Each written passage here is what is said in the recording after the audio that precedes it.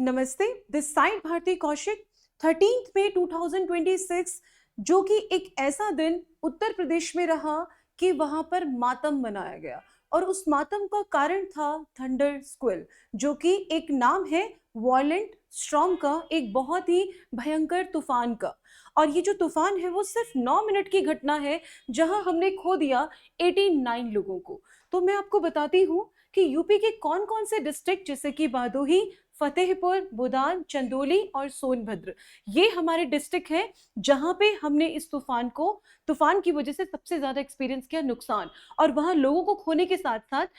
कौन कौन सी वो जगह थी जहां पे सबसे ज्यादा डैमेज था, उसमें से मड हाउसेस यानी कि जिन जिन लोगों के घर कच्चे घर बने हुए थे वो सबसे ज्यादा नुकसान, मतलब कि उनको सबसे ज्यादा नुकसान उसको देखना पड़ा। हालांकि वहां के जो सीएम आदित्यनाथ योगी हैं, उन्होंने वहां की अफेक्टेड फैमिली को कंपनसेशन तो दे दिया, लेकिन कंपनसेशन तो चलो एज एन लाइक वहां की सरकार है और लोगों को हेल्प करने के लिए करेगी, लेकिन ये जो थंडर स्क्वेल है जो कि एक टोटली नेचुरल फिनोमिना है। और ये नेचुरल फिनोमिना कैसे बिल्ट होता है, लेट्स एक्सप्लेन। सबसे पहले इस पर्टिकुलर रीजन के अंदर इसका कारण होता है जिसको बोलते हैं हम सुपर हीटिंग। सुपर हीटिंग का मतलब क्या हुआ, ये जो मई का मंथ था वो यूपी जैसी इस पर्टिकुलर लोकेशन के अंदर more than 40 degree Celsius temperature को हमने एक्सपीरियंस किया। अब इस पर्टिकुलर लोकेशन के साथ क्या था कि जो बेस है, जितना भी वहां का जो बेस था वो बहुत अच्छा खासा तप रहा था, यानी कि जो आपका ग्राउंड है वो काफी गर्म था। अब उस पर्टिकुलर एरिया में क्या होगा, आपकी एयर राइज करना शुरू करेगी, है ना। अब एयर राइज करने के साथ साथ दूसरा इसके अंदर जो फिनोमिना था जो मिक्स हो गया वो क्या था कि उसके अपर एयर के जो एटमॉस्फेयर है उसमें टेम्परेचर उसमें काफी कम था, यानी यहाँ पे टेम्परेचर जितना ज्यादा हाई था उसके कंपैरिजन में ये काफी कम था। तो इन जनरल इन दोनों की दोनों सिचुएशन में टेम्परेचर का जो डिफरेंस था वो ज्यादा हो गया, मतलब टेम्परेचर का डिफरेंस बहुत ज्यादा था। अब आप एक बात समझिए कि एक जगह जहां पे एक्सट्रीम हीट है और दूसरी जगह जहां पे टेम्परेचर काफी कम है, तो उन दोनों कंडीशन में जो आपकी एयर राइज हुई तो वहां पर एक आपका बादल फॉर्म हुआ जिसको हम बोलते हैं क्यूमुलोनिम्बस। तो ये क्यूमुलोनिम्बस फॉर्म होने के बाद क्या हुआ, अपलिफ्ट होने के साथ साथ ये आपके हॉरिजॉन्टल लेवल पे एकदम से ब्लास्ट कर गया। कैसे ब्लास्ट कर गया देखिए,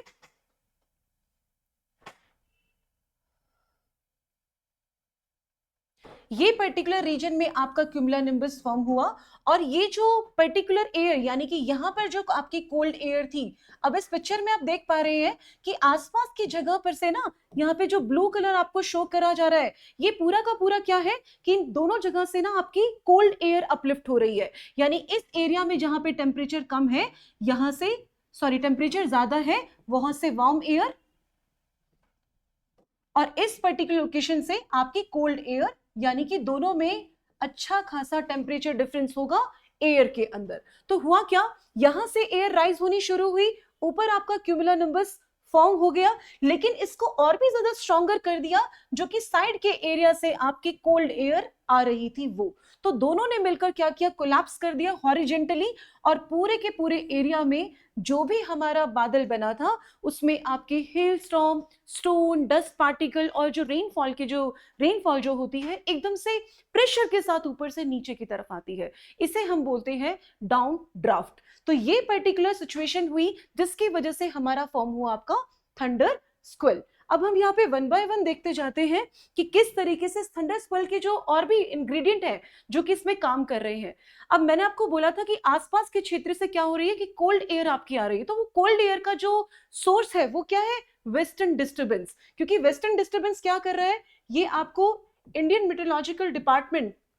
आईएमडी ने भी इसको बताया कि अपर एयर सर्कुलेशन हो रहा था, क्योंकि आपका ये रहा हमारा इंडिया का पार्ट और ये मेडिटेरियन सी से हमारा जो एयर, जो कोल्ड एयर का जो फिनोमिना यहाँ तक रिसीव हुआ, जो कि हेल्प आउट कर रहा था, वो हमारा क्यूमुलोनिम्बस की फॉर्म होकर, मतलब उस पर्टिकुलर जगह पे उसको और भी ज्यादा एयर को अपलिफ्ट करके, वो जो जितना ज्यादा टेम्परेचर डिफरेंस होगा उतना ज्यादा आपका जो स्टॉर्म है वो वायलेंट होता चला जाएगा। तो फर्स्ट अगर मैं बात करूं कि आपका टेम्परेचर यानी कि सरफेस का टेम्परेचर ज्यादा होना जरूरी था, अपर एटमॉस्फेयर के अंदर टेम्परेचर बहुत कम होना जरूरी था, यानी इन जनरल दोनों जगह पे टेम्परेचर डिफरेंस हमें एक्सट्रीम चाहिए किसी भी स्टॉर्म को काफी वायलेंट होने के लिए। फिर उसमें वायलेंट होने के बाद साइड में जो आपकी कोल्ड एयर जहां से मतलब अपलिफ्ट होकर आ रही थी, वो सॉरी अपलिफ्ट नहीं, मतलब वहां से पास ऑन होकर आ रही थी, वो आपके वेस्टर्न डिस्टर्बेंस के स्टॉर्म की वजह से हुआ। नेक्स्ट हम बात करते हैं कि ये यूपी में इतना डेडली क्यों था, मतलब कि यूपी ने ही इसको एक्सपीरियंस क्यों किया, क्योंकि बहुत काफी अच्छे लंबे समय से यहाँ की जो लैंड थी वो क्या कर रही थी, काफी बेक्ड हो रही थी, यानी काफी गर्म थी, क्योंकि मॉनसून का अराइवल अभी तक नहीं हुआ है। अगर मॉनसून आ जाता तो यहाँ से वो जो आपकी जो एयर राइज होना जो शुरू हो रही थी वो इतनी डेडली नहीं होती है ना, वो डिफरेंस इतना नहीं होता। दूसरी बात करें, जैसा मैंने आपको बताया कि अपर एयर एटमॉस्फेयर में और लोअर लेयर जो हमारा आपका एटमॉस्फेयर था, इन दोनों में आपके टेम्परेचर का गैप काफी एक्सट्रीम था। और थर्ड बात करेंगे जिसमें हमने डिस्कस किया था वेस्टर्न डिस्टर्बेंस, और वहां के जो अपर साइक्लोनिक जो कंडीशन बनी उसने उस पर्टिकुलर स्टॉर्म को और भी ज्यादा वॉयलेंट कर दिया। अब हम बात करते हैं कि जो क्लाइमेट चेंज है इसके अंदर मतलब जो ये हो क्यों रहा है, क्योंकि क्लाइमेट के अंदर काफी टाइम से बदलाव हम एक्सपीरियंस कर रहे हैं। इस साल अगर हम बात करें तो हमारी विंटर्स है ना, हमने फैब के एंड तक, इवन मार्च के एंड तक भी हमने एक्सपीरियंस की, जबकि वो नवंबर में स्टार्ट भी नहीं हुई थी। तो पहले जो इंडिया का एक आप कह सकते हैं ना कि एक जो हमारा नॉर्मल टेम्परेचर नहीं, जो वेदर का जो फिनोमिना है वो कंपैरेटिवली पिछले कुछ सालों से हम उनको मतलब हर साल हम उसमें चेंजेस देखते जा रहे हैं। तो यही तो होता है क्लाइमेट चेंज की, over the period of approximately 20 to 30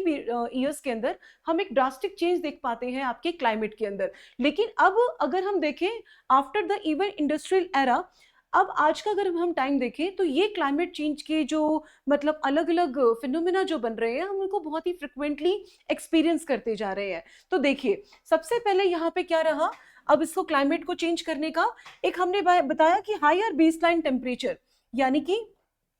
आपका जो आसपास का रीजन है वो क्या कर रहा है, आपका जो आसपास का रीजन है उसमें टेम्परेचर जो है ना वो मतलब टेम्परेचर में काफी आपको डिफरेंस दिख रहा है, जिसकी वजह से इस तरह की जो क्लाउड की फॉर्मेशन थी,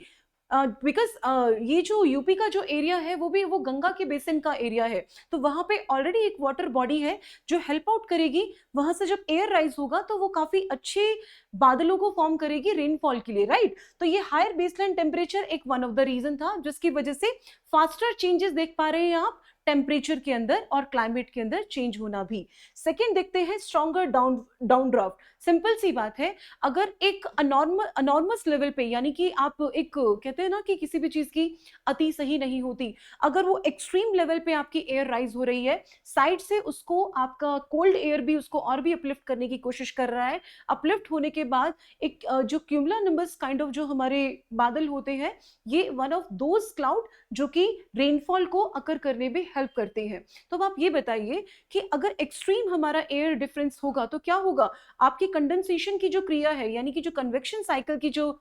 साइकिल जो है वो और भी ज्यादा स्ट्रांग हो जाएगी, जिसकी वजह से जो भी हमने अपलिफ्ट किया है वो बहुत ही ऊपर जाके जब उसको काफी वो मॉइस्चर लेडन हो जाएगा, मॉइस्चर वो भी एक्सट्रीम लेडन हो जाएगा, तो वो फोर्स के साथ नीचे आएगा। तो वो फोर्स के साथ आता है तभी से हम बोलते हैं कि वो स्ट्रॉन्गर डाउन ड्राफ्ट का एक रीजन बनता है। थर्ड बात करें कि डेडली कॉम्बिनेशन क्यों बना, क्योंकि इस कॉम्बिनेशन का होने का रीजन ये है कि ये पर्टिकुलर रीजन आपका गैंगेटिक प्लेन है, तो गैंगेटिक प्लेन से उसको जो वाटर है यानी मॉइस्चर है वो भी उसको बहुत अच्छे से मिल जाएगा। अब देखिए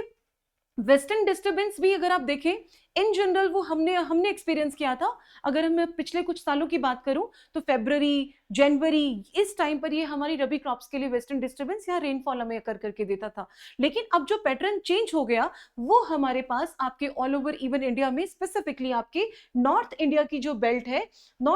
बेल्ट है वहां पर हम लोग डिफरेंट आप स्टॉर्म्स या फिर अदर हमारे जो वेदर पैटर्न है उनको हम एक्सपीरियंस करते जा रहे हैं, है ना। चलिए नेक्स्ट हम बात करते हैं कि जो जो गंगेटिक प्लेन है, चलो ठीक है, इसमें हमने क्या क्या खोया, हमने 89 लोगों को खोया है विद इन मतलब कि विद इन 9 मिनट में, वो भी हमारे 5 डिस्ट्रिक्ट को। मतलब आप सोच सकते हैं कि कितना कितना बड़ा वो बादल बना होगा, या फिर बड़ा कितना वायलेंट वो स्टॉर्म होगा कि उसने एक ही टाइम पर आपके 5 डिस्ट्रिक्ट्स को मतलब क्या किया है,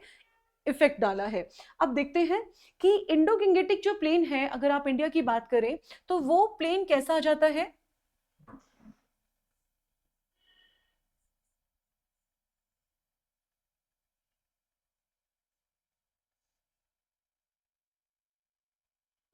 तो ये जो पर्टिकुलर रीजन है, ये रीजन आ जाता है आपका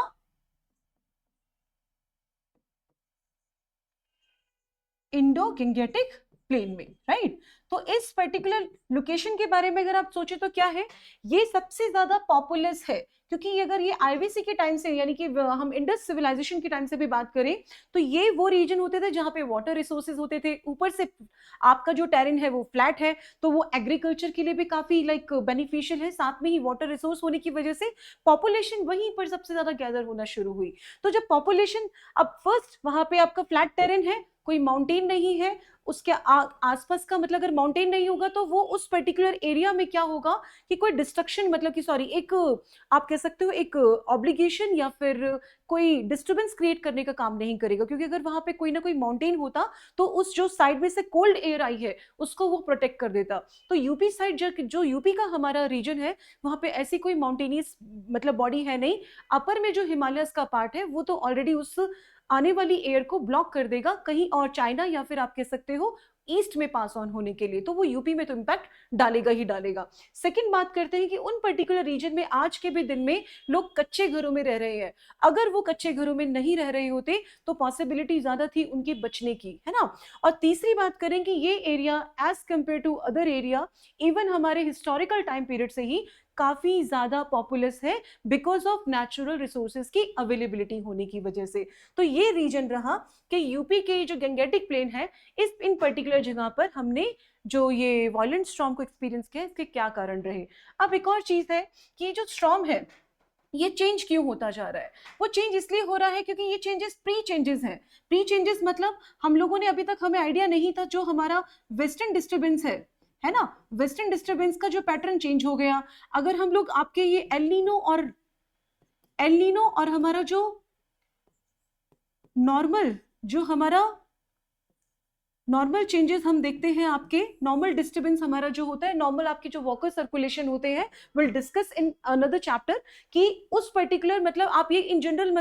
अगर मैं आपको बताऊं कि हमारे जितने भी वेदर पैटर्न है उसमें पहले से ही बदलाव आने शुरू हो गए हैं। और वो आने का रीजन क्या है, क्योंकि टेम्परेचर में एक्सट्रीम चेंजेस आना शुरू हो गया है। टेम्परेचर में चेंजेस आ गया तो इसीलिए आपके या तो मतलब कि एक बिना समय आपके बादल बन रहे हैं, बिना समय बारिश हो रही है, बिना समय हमारे पास तूफान हम एक्सपीरियंस कर रहे हैं। तो ये हमारे कुछ मतलब अगर आप आज की कंडीशन को देखेंगे और हम कुछ 10 साल पहले की कंडीशन देखेंगे, तो ये साल हमने मतलब कुछ साल हमने ऐसे देखे जहां पे हमने इन प्राकृतिक आपदाओं या फिर डिजास्टर को ज्यादा विटनेस किया। और उनका रीजन यही था क्योंकि इनके अंदर जो चेंजेस हो रहे हैं वो बहुत पहले से, क्योंकि प्री चेंजेस का मतलब ये है कि वेदर में या फिर प्रकृति में कोई चीजें एकदम से नहीं मतलब उस पर इम्पैक्ट डालती है। बिकॉज हमारे जितने भी एंथ्रोपोजेनिक एक्टिविटीज हैं, या फिर जो जिस तरीके से कार्बन का एमिशन बहुत एक्सट्रीम होता जा रहा है, या फिर इन शॉर्ट अगर मैं बोलूं कि क्लाइमेट में जो चेंजेस आ रही है, टेम्परेचर एनहांस जिस तरह से हो रहा है, वो धीरे धीरे आपके जो भी वेदर पैटर्न है उनको टोटली डिस्टर्ब करते जा रहे हैं। अब देखिए, अब इसके साथ साथ वो रैपिड स्टॉर्म तो चलो फॉर्म करेंगे ही करेंगे, और इसी तरीके से वो हमारे पूरे साल भर का जो एक वेदर का जो फिनोमिना था उसको उन्होंने काफी हद तक डिस्टर्ब करते जा रहे हैं, जिसका हमारे आने वाले समय में एग्रीकल्चर और आपकी फर्दर जितने भी हमारी फूड मतलब और क्रॉप की इकोनॉमी से जुड़े हुए जितने भी हमारे सेक्शंस हैं उनको इम्पैक्ट डालेंगे। अब हमें इसमें क्या क्या चीजें बदलाव लाने की जरूरत है। देखिए, अगर हमारे अर्ली वार्निंग सिस्टम जितनी ज्यादा बेहतरीन और साइंटिफिक अप्रोच के साथ टाइमली अगर हमें उस चीज के बारे में इन्फॉर्म करेंगे, तो डेफिनेटली इस तरह के स्टॉर्म को हम ऑलरेडी पहले ही जान चुके होंगे तो हम वहां से उन जगह से हम एस्केप कर सकते हैं। ये गवर्नमेंट की तरफ से हेल्प हो सकता है कि अर्ली वार्निंग सिस्टम को हम बहुत अच्छे से डेवलप कर पाए। साथ में ही जरूरी है कि हम वहां पर क्या करें, रिजिलियंट हमारे जो घर है, यानी कि जितने भी रूरल एरियाज में जो कच्चे घर बने हुए हैं, अगर वो ब्रिक बेस्ड बने होते तो वो अपनी जान, हो सकता है कि उनको मतलब मिनिमम से मिनिमम नुकसान होता और एटलीस्ट जान तो नहीं खोते। साथ में ही हमें अपने क्लाइमेट के अडेप्टेशन का मतलब क्या हो गया, जिस जिस वजह से हमारे टेम्परेचर में ग्लोबल वार्मिंग मतलब ग्लोबल वार्मिंग का के लिए ये इंग्रेडिएंट का जो काम कर रहे हैं, धीरे धीरे हमें इसे कंट्रोल करना ही पड़ेगा। क्योंकि जैसे प्री चेंजेस के बारे में मैंने बताया कि ये ऑल ऑफ सडन चेंज नहीं है, तो जो चेंजेस हम पहले कर चुके हैं उनको हमें रिकवरी करनी पड़ेगी ड्यू टू आपके अफोरेस्टेशन के थ्रू, या फिर आप कह सकते हो कि कार्बन सिक्वेस्ट्रेशन जितना ज्यादा होगा नेचुरली, उसी वजह से हम बदलाव ला सकते हैं हम अपने टेम्परेचर के डिफरेंस में। और जितना भी मैंने बताया कि जो भी हमारी डिजास्टर्स, जो भी हमारे इवेंट होते जा रहे हैं, जो कि इन जनरल मतलब कि हम लोग पहले से हम उनके बारे में नहीं समझ पाते हैं, क्योंकि इस तरह के जो तूफान थे वो पहले मतलब कि आप ये कह सकते हो डेकेड्स के अंदर, डेकेड्स में भी हम विटनेस नहीं करते थे। बट अब अगर मैं बात करूं तो ये बहुत ही फ्रिक्वेंट ईयर्स के अंदर आप उसको एक्सपीरियंस कर रहे हैं। तो ये बहुत इंपॉर्टेंट है कि क्लाइमेट के को लेकर जितने भी हमारे अडेप्टेशन की पॉलिसीज है उस पर हम काम करें। ये था हमारा थंडर स्क्वेल, जिसमें हमने काफी अच्छी लेवल पे लॉस को एक्सपीरियंस किया। हमने फिजिकल लॉस पे देखा और हमने ह्यूमन लॉस पे देखा। सो दिस इज व्हाट, ये आपके क्लाइमेट का एक बहुत बड़ा चेंज हम एक्सपीरियंस कर रहे हैं, जिसकी वजह से हम ऐसे वायलेंट स्टॉर्म को हम देख रहे हैं। इस तरह के जो पर्टिकुलर टर्मिनोलॉजीज हैं वो सिविल सर्विस एग्जामिनेशन में बहुत ही फ्रिक्वेंटली पूछी जाती है। So I hope you will able to understand what is thunder squall, इसका ये फिनोमिना कैसे डेवलप होता है और इसके रिमेडिएशन के लिए हमें क्या करना चाहिए। I hope you get the lesson. So I will see you in to the next class. जय हिंद।